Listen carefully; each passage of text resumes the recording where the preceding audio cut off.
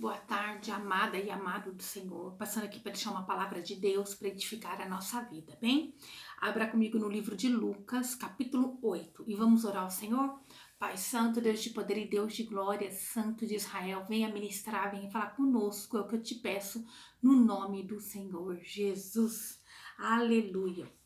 Aqui, tem por título As Mulheres que Serviam a Jesus com os Seus Bens. E aconteceu depois disso que andava de cidade em cidade, de aldeia em aldeia, pregando e anunciando o evangelho do reino de Deus, e os 12 iam com ele. E também algumas mulheres que haviam sido curadas de espíritos malignos e de enfermidades. Maria, chamada Madalena, da qual saíram 7 demônios, Joana, mulher de Cusa, procurador de Herodes, e Susana, e muitas outras que serviam com suas fazendas. Aqui nós podemos ver, de que sempre Jesus estava indo, evangelizando, andando, ele não parava, ele sempre estava evangelizando e junto dele ali os discípulos, Podemos ver também que aqui sempre Jesus,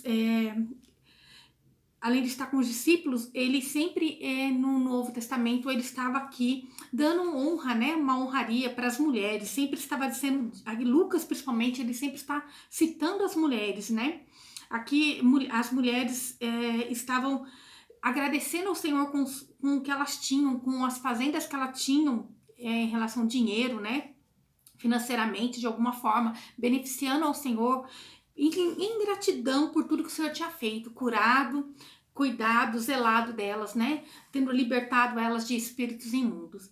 Porque as mulheres eram rejeitadas, tinham um preconceito, e naquela época era muito pior, E era um povo daquela época que discriminava muito a mulher.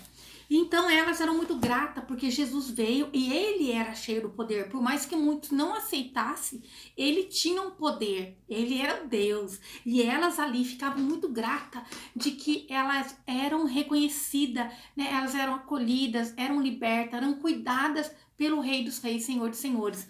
Porque Jesus veio para uma dessas coisas, para mudar esse paradigma de que mulher, elas eram postas de lado, era tido como objeto, como algo inferior, aos homens.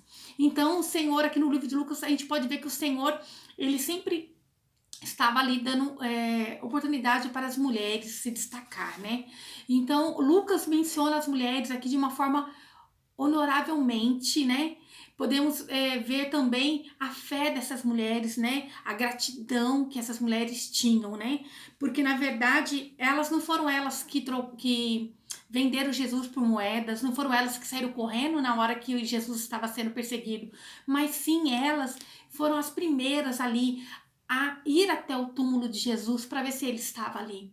Elas tiveram coragem. E não é diferente hoje, que a gente pode ver que muitas mulheres pagam preço pela tua família, pela tua casa. Elas buscam estar em oração, unidas, Porque elas creem que o nome de Jesus tem poder. Nós podemos ver que hoje em dia as mulheres, elas se dedicam a buscar o reino de Deus verdadeiramente. Então aqui está o exemplo, que Lucas também deixou, que as mulheres serviam a Deus, cada uma da sua forma. E também aqui no capítulo 8 fala da parábola do semeador. Eu vou ler a vocês. E ajudando-se e ajuntando-se uma grande multidão e vindo ter com ele gente de todas as cidades, disse por parábolas: um semeador saiu a semear a semente, e quando semeava, caiu alguma junto ao caminho, e foi pisada, e as aves do céu comeram. E outra caiu sobre a pedra, e nascidas secou-se, pois que não tinha umidade. E outra caiu entre espinhos, e crescendo com ela, os espinhos sufocaram-se. E outras caíram em boa terra, e nascidas produziu fruto, cento por um. Dizendo ele estas coisas, clamava: quem tem ouvido para ouvir, ouça. E os seus discípulos o interrogaram, dizendo: que parábola é esta? E ele disse: a vós é dado conhecer do mistério do reino de Deus, mas aos outros por parábolas, para que, vendo, não vejam, ouvindo, não entendam.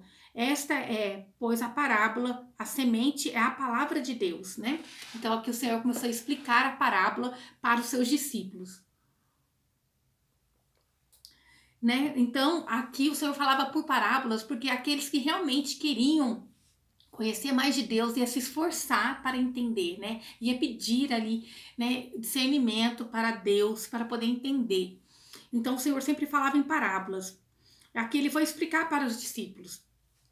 E os que estão junto do caminho, estes são os que ouvem. Depois vem o diabo e tira-lhe do coração a palavra, para que se não salvem crendo, né? Então aqui são aqueles que escutam a palavra, mas logo já vem a tribulação, vem os ataques malignos e tira a palavra deles e tira a salvação daquele povo. E os que estão sobre a pedra, estes são os que, ouvindo a palavra, a recebem com alegria, mas como não tem raiz, apenas creem por algum tempo e no tempo de tentação se desviam, né? Então, assim, são aqueles que recebem a palavra com alegria, mas na hora que vem a tentação, que vem o convite para algo bom, eles acabam cedendo e saem da presença do Senhor. E a que caiu entre espinhos, esses são os que ouviram e indo por diante, são sufocados com os cuidados e riquezas e deleites da vida, e não dão fruto com perfeição, né? Então aqui o Senhor dizendo, né, que muitos eles caem sobre espinhos, porque eles acabam ficando mais preocupados com as coisas do dia a dia, as coisas do mundo, né? Às vezes ali vem a intriga, vem a inveja e acaba sufocando esse amor de Jesus, a palavra, e eles acabam se distraindo e não acaba não dando fruto. E a que caiu em boa terra, esses são os que ouvindo a palavra a conservam num coração honesto e bom e dão fruto com perseverança, né? Então, assim, e a que caiu em boa terra, esses são os que, ouvindo a palavra, a conservam num coração honesto e bom e dão fruto com perseverança, né? Então, nós temos que ter um coração bom, honesto, para que assim a gente possa dar fruto com perseverança. Temos que perseverar todos os dias. Sei que não é fácil, mas com a ajuda do Espírito Santo de Deus, nós conseguimos, nós somos mais do que vencedores em Cristo Jesus. E ainda ele falou a parábola, né, da candeia, né, daquele que acende uma vela. E diz, e ninguém acendendo a candeia o cobre com algum vaso ou põe debaixo da cama, mas põe no velador, para que os que entram vejam a luz, porque não há coisa oculta que não haja de manifestar-se, nem escondida que não haja de saber-se, a vir à luz. Vede, pois, como ouves, porque a qualquer que tiver, lhe será dado, e a qualquer que não tiver, até o que parecer ter, lhe será tirado. Quer dizer, aquele que tem, lhe será dado, né? E aquele que não tem, até aquilo que lhe parece que tem, lhe será tirado. Quer dizer, o Senhor diz que aquele que tem a luz do Espírito Santo de Deus não tem como ficar escondido. Ele tem sim que se manifestar ao mundo. Ele veio para alumiar, né, as trevas. Ele veio para que ele venha trazer a luz. Jesus veio e para trazer a luz. Então ele ia resplandecer e ia incomodar as trevas mesmo. Aleluia. Aí aqui fala também da família de Jesus. E foram ter com ele sua mãe, seus irmãos, e não podiam aproximar-se dele por causa da multidão. E foi dito, estão lá fora tua mãe e teus irmãos que querem te ver. Mas respondendo ele, disse-lhes, minha mãe e meus irmãos são aqueles que ouvem a palavra de Deus e a executam. Aqui Jesus, ele estava novamente trazendo, né, o projeto, né, aqui, na verdade, qual era o sentido dele estar na face da terra. Ele estava trazendo o propósito que ele veio ao mundo. Ele começou ali a mostrar que ele não veio para ficar em benefício da família dele, aquele que ele cresceu junto. Não que ele desmereceu a família dele ou Maria, mas ele quis mostrar que ele veio para um propósito muito maior e que todo aquele que cresce nele seria salvo, que todo aquele que cresce que ele era o Filho de Deus, ele era o enviado, assim se tornaria irmãos e irmãs, né, em Cristo, seriam salvos. Então, tudo aquilo que que ele veio para realizar, ele não queria que fosse confundido ou trazer privilégio para aqueles que estavam próximos. Ele quis mostrar que ele veio para salvar a todos, né? Que ele não estava fazendo distinção de pessoas, né? Todo aquele que cresce nele seria salvo. Aleluia. E fala também, Jesus apazigua a tempestade. Né? Então aqui fala, e aconteceu que, num daqueles dias, entrou num barco com os seus discípulos e disse-lhe, passamos para outra banda do lago, e partiram, e navegando, eles adormeceu, e sobreveio uma tempestade de vento do lago, e o barco enchia-se de água, estando eles em perigo.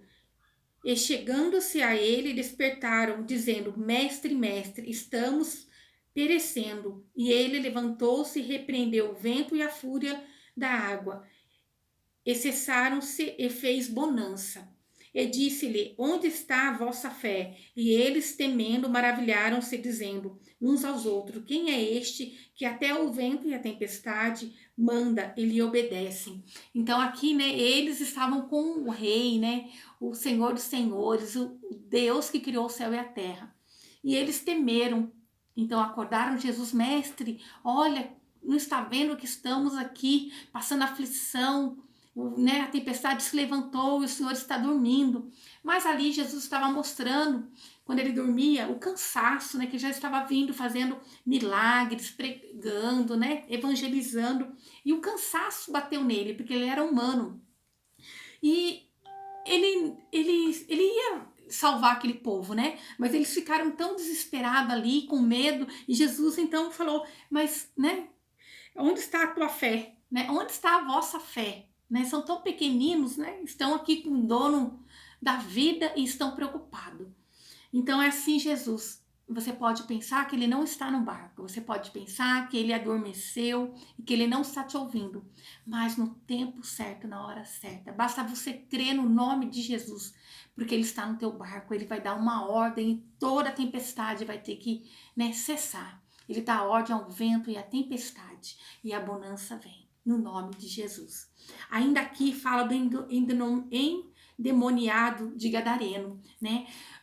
Ele libertou esse homem que era possesso de demônio, que andava nu, habitava no meio de uns sepulcros, né? Dos sepulcros.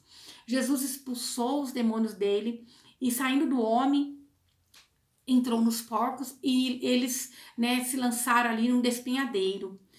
E o que é mais nessa passagem, assim, triste, é que quando aqueles porcos caíram no despenhadeiro, né, e correu ali a fama de que Jesus tinha libertado aquele homem, e eles simplesmente, as pessoas que moravam ali naquela aldeia, eles pediram para que Jesus se retirassem, né? Por causa do prejuízo. Eles temiam que eles tivessem mais prejuízo se Jesus estivesse ali, porque aqueles porcos caíram ao despenhadeiro abaixo. Então eles tiveram um prejuízo, né? Então, aqueles moradores ali de Gadareno, eles ficaram mais preocupados com o financeiro do que reconhecer que Jesus tinha realizado um milagre. Eles ficaram eles não tinham compaixão com o ser humano, com aquele homem. Eles ficaram preocupados com o prejuízo que tiveram dos porcos, né? Mas aquele homem foi grato, aquele homem que foi liberto, ele queria seguir Jesus. Mas Jesus disse, não, volta para tua casa e fala tudo o que você viu, tudo que eu fiz para você, né? E assim aquele homem fez, né? Ele voltou para a tua casa e falou, e começou a evangelizar, né? Tudo que Jesus tinha feito. Então, a gente pode ver aqui que a diferença, né? Daquele que honra aquilo que dá valor, né? Aquele que é liberto, aquele que é perdoado, ele sempre vai valorizar. Já às vezes quem está de fora, ele não vai dar valor, né? E ali a gente pode ver o contraste do homem que estava preocupado com o financeiro e não tendo compaixão daquele que vivia no meio de sepulcro, né? Ele estava ali nu, ele estava louco, ele estava vivendo que nem um animal e ninguém tinha misericórdia dele. Ele lá longe da sociedade, dentro de um cemitério, estava muito bom, estava tudo ok. Mas quando então ele foi liberto, mas aquele povo teve um prejuízo, para eles já não teve valor, né? Jesus não foi valorizado por isso. Aí aqui fala também da mulher, da filha de Jairo e da mulher que tinha um fluxo de sangue, tudo no capítulo 8, né? Aqui fala do Jairo, que era um dos principais da sinagoga, né? Bem provável que Jairo, por muitas vezes, viu Jesus sendo expulso ali da sinagoga, porque eles não aceitavam Jesus, né? Não aceitavam os milagres. Ele já devia ter visto Jesus fazer muitos milagres. Mas eu acho que ele não tinha ainda percebido, né? Até o momento em que a filha dele ficou doente. E por ele ser um dos principais da sinagoga, ele tinha grandes posses, ele tinha autoridade, com certeza ele poderia pagar grandes médicos. Mas a filha dele estava ali num estado, né, já assim, moribundo, já assim, chegando a ser decretada a morte, né? E não tinha mais esperança, talvez, para ela. Por isso ele então lembrou que tinha Jesus. Então ele pegou e prostrou-se aos pés do mestre. Ele foi humilde, ele reconheceu, não, somente o Senhor pode fazer por mim, né? Então ali ele, prostrando aos pés do Senhor, começou a rogar que Jesus fosse até a casa dele. E Jesus então aceitou o convite de Jairo e foi, e estava indo até a casa de Jairo. Mas no meio do caminho, né, quando estava indo até a casa de Jairo, ele encontrou a multidão ali apertando ele, e de repente essa mulher que tinha já 12 anos, se eu não me engano, há 12 anos, não, 12 anos era a menina, né, que tinha, a menina que estava com...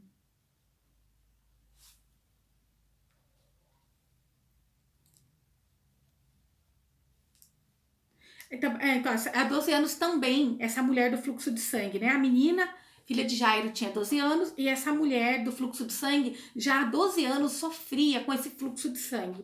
Ela também já deveria ter procurado muita ajuda, muitos médicos, né?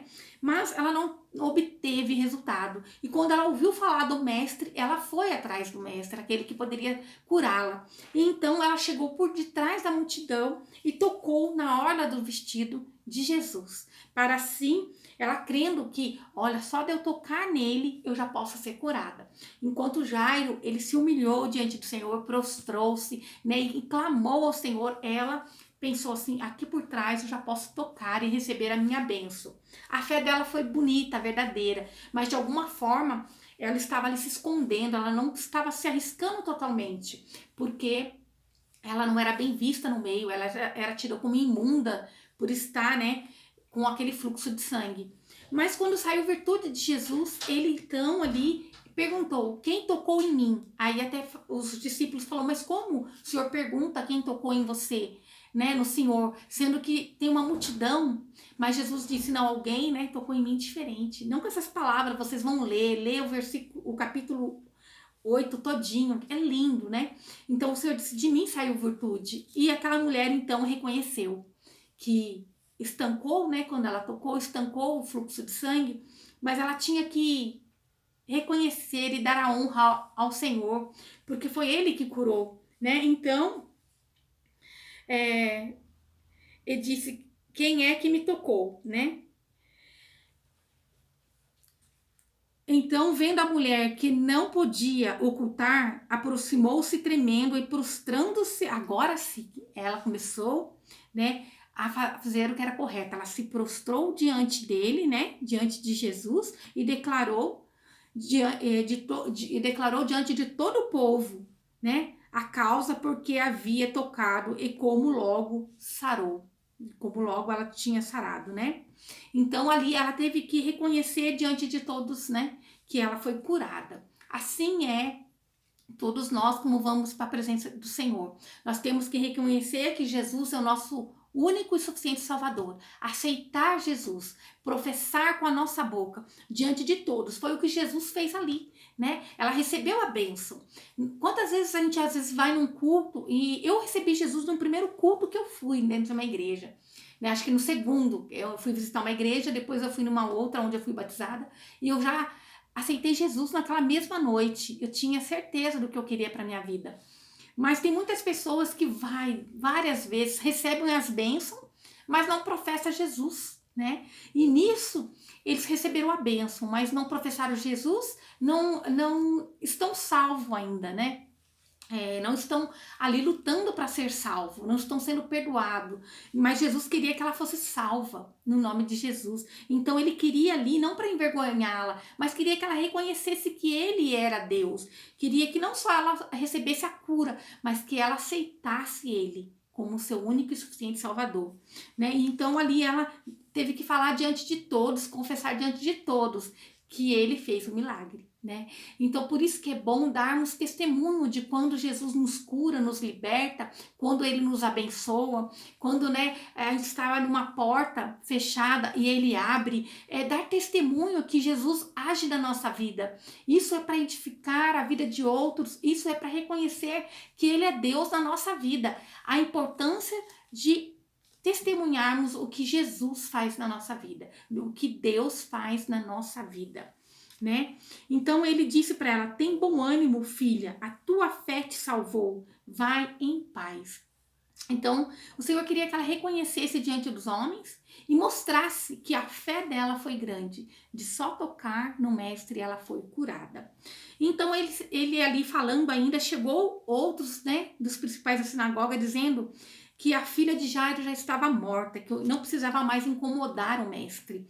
Mas o que Jesus disse? Jesus disse, porém ouvindo, né, a resposta, respondeu-lhes dizendo, não temas, crer somente e será salva, né? Então, para a mulher ainda, o Senhor disse isso, né? Ele disse para Jairo, não temas, crê somente e será salva. Quer dizer, a filha dele ia ser salva. E entrando na casa, a ninguém deixou entrar, senão Pedro, Tiago e João, e o pai da menina e a mãe da menina. Na verdade, aqui Jesus não deixou a multidão que acompanhava ele entrar na casa de Jairo. Ele escolheu somente aqueles a quem interessava o assunto, quem poderia estar intercedendo ao Pai, né, Todo-Poderoso, pela garota. E chegando lá na casa, tinha muitos que choravam. Então Jesus ali, ele ficou assim, por que choras, né? Não precisa chorar porque a menina está viva. E esses mesmos que choravam foram que riram de Jesus, né? Imagina se a menina está viva. Mas é porque aqui o Senhor quis mostrar também para nós que muitos aqueles que choram com a gente, na hora da alegria a gente vai ver se realmente esses são nossos amigos verdadeiros. Para chorar tem muitos, né? Mas para rir, para ficar feliz com cada avanço que nós damos é difícil. Então o Senhor pediu para que eles se retirassem, não permitiu. O Senhor não permite que os incrédulos fiquem por perto. O Senhor não vai permitir que aqueles que não confessam a mesma fé que nós partilhem das bênçãos, compartilhem, né, das honrarias do Senhor na nossa vida. Porque o Senhor, ele não vai deixar. Ele pode nos honrar, mas ele não vai permitir que aqueles que não creem.